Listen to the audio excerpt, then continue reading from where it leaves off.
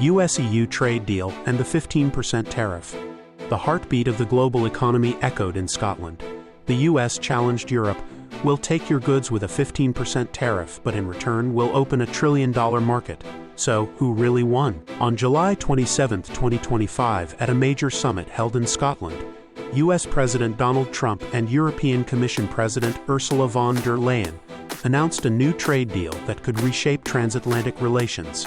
According to the agreement, all European imports to the US will now face a fixed 15% tariff. In exchange, the EU committed to purchasing $750 billion worth of American energy products and pledged $600 billion in US-based investments. This move averted a previously planned 30% unilateral tariff hike by the US, but introduced serious obligations and uncertainties for both sides. The Trump administration had already been applying steep tariffs, up to 25% on European cars and 50% on metals like steel and aluminum. This new framework sets a single flat rate of 15%, significantly higher than the previous average of around 4 to 5%. From a US perspective, the deal brings several clear advantages. First, American exporters will have easier access to the EU market. Massive orders for energy and defense equipment are expected to benefit US manufacturers, and that $750 billion in European energy purchases could be a historic windfall for the American energy sector. Additionally, Trump emphasized that the EU will no longer apply tariffs on American goods, which could help narrow the US trade deficit. For Europe, the biggest gain is avoiding a full-blown trade war, at least for now. Export-reliant economies like Germany were at risk of severe losses due to high US tariffs. This deal provides a sense of stability and predictability for European industries, but the downsides are significant. In the US, consumer prices are expected to rise. With a 15% tariff on EU goods, companies are already signaling price hikes to offset higher costs. Firms like Nestlé and Moncler have announced incoming price increases. Yale University estimates these tariffs could add up to 2% to overall US inflation. Products like cars, food, and clothing from Europe will become more expensive for American consumers. On the European side, many exporters now face serious risks. A fixed 15% tariff is 3 times higher than the previous rates, making many European firms less competitive in the US market. Volkswagen, for example, reported a loss of €1.3 billion in the first half of this year due to high tariffs in the US. German industry associations BDI and VCI warned of severe negative impacts, especially on export-heavy industries. By sector, the automotive industry is among the most affected.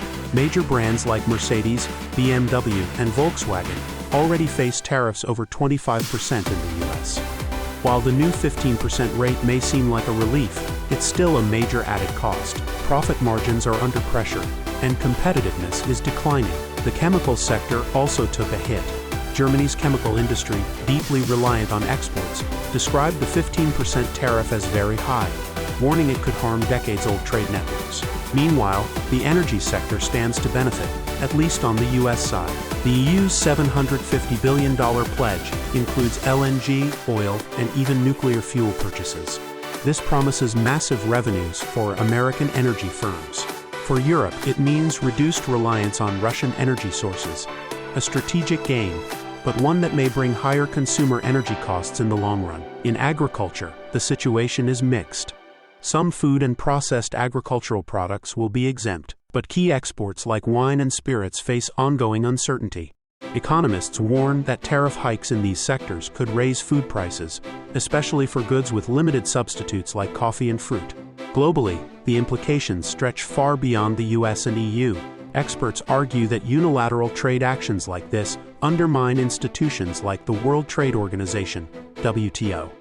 The US's new tariff policy, which affects around 13% of global trade, is pushing other countries to seek alternative trade partners. Major economies such as Canada, Japan, and South Korea have already begun exploring new trade and investment deals that exclude the US. This shift may lead to more regional trade blocs and a departure from global free trade. Meanwhile, global supply chains are being disrupted. Companies are turning to new suppliers and stockpiling goods, unsure of future tariff rules, a costly move. As a result, consumer goods are becoming more expensive, and low-income households are feeling the pressure the most. In summary, the 15% tariff may have temporarily reduced trade tensions between the US and EU, but it's introduced new economic burdens and uncertainties. Consumer prices in the US are on the rise, while European exporters are losing competitiveness. Industries like manufacturing, automotive, agriculture, and energy are all under strain. Experts agree nothing will go back to the way it was. In the coming years, both sides may be forced to renegotiate terms, as the ripple effects of this deal continue to shake the global economy.